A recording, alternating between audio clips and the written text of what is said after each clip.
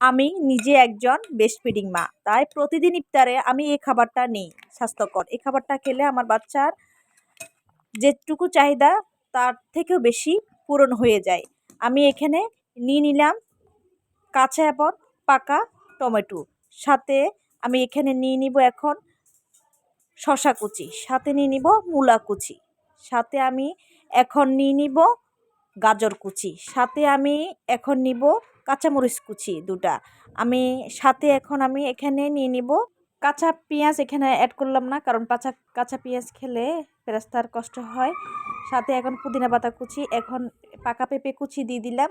পেঁপেটা আমার বাসা ছিল পাকা পেঁপে, আপনারা চাইলে এটা স্কিপ করতে পারেন, কাঁচা পেঁপে অ্যাড করতে পারেন। এখানে আমি কিছু কিশমিশ দিয়ে দিলাম, সাথে আমি দিয়ে দিলাম খেজুর, সাথে স্বাদ মতো লবণ দিয়ে আমি এটাকে ভালোভাবে মিক্স করে এটা আমার ইফতারে করে নিই।